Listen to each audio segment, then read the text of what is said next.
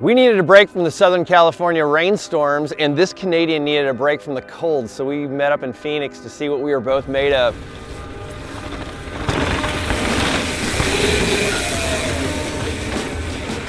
Hi, I'm Matt with Jenson USA, and this is a 2019 Devinci Troy 29er. If you know anything about Devinci, you know that they make really durable bikes. Stevie Smith was an athlete on their team for a long time, and now they sponsor the Junior Devinci race team. So they've got a lot of pedigree, but whenever I think about their bikes, I think about stuff that's just made to go out and crush it in the backcountry. And this bike's no exception. It is a lot of fun. I knew coming in that I was going to be riding a bike that was really robust and felt durable, but there were a few surprises along the way. And this is their 140 millimeter travel rear, 150 front, all mountain platform.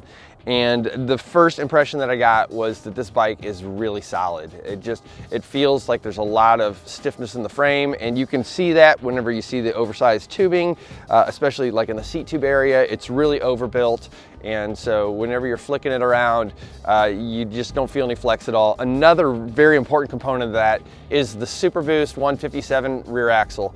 And before you groan and go, oh man, not another rear axle standard, do know that they've done this for a reason, and that reason is they wanted to get both some tire clearance and a really short chainstay length, and there's only so many ways that you can get there. By going to 157, you're moving the cassette outboard a little bit, you're moving the chainring out, and in doing that, you're opening up areas for some tire clearance and allowing the rear center to stay really nice, short and tidy.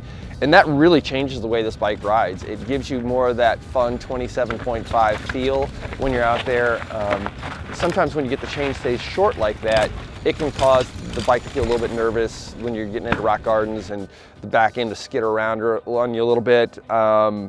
Feels like it wants to pass up the front. That wasn't the case here, and I think it's because they've got a reasonably long cockpit. It's a 465 millimeter reach on this size large bike that I'm riding, but everything felt really balanced front to back. When I got on the bike right away, first ride, I felt really comfortable and at home on the bike. They do have a flip chip strategy to work here. I've been riding it in the low setting the whole time, which gave me a 75.4 seat tube angle and a 66-degree head angle. And again, for this kind of bike, that felt balanced, it felt appropriate, it felt well-rounded. Climbing some of the steep sections that we've been climbing out here, the front end doesn't wander on you. You're not having to swing it back and forth to pick a line. But at the same time, when you're charging down through some of these big rock gardens that they've got, I didn't feel like I needed a more slack head angle to get at that. So really, really capable geometry. And then the other thing that is probably helping it feel so composed is the rear suspension. They're using a split pivot design, which is the baby of Dave Weigel, and man, that stuff just works. It does give you really active suspension in all cases, so when you're hard on the brakes, you don't feel it start to stink bug and stack up on you. You don't lose that supple feel, and so that probably made it feel a lot more confident. And it also does a great job in other ways. I mean, I thought that it would probably be a beast going downhill, but I was a little bit concerned with how this bike was going to climb. It's not real light. It comes in at 31 pounds, but even then, I never felt like, oh gosh, I'm on this pig. It climbs well, and I think it's because of the tune that they're using. Once you get into 30% sag, you kind of find a sweet spot there, and they've got it tuned well enough that there's still something to drive off of, and it felt really smooth. So they get an A for suspension design for sure. And what they're using a pike on most miles up front. This demo bike has a Lyric on the front with 150 millimeters of travel, but I think you can find at this level to be running a Pike RC2. In back, they're using RockShox Deluxe RT3 shock with that. And truthfully, I never reached down for the lockout lever. It pedals really well just like it is.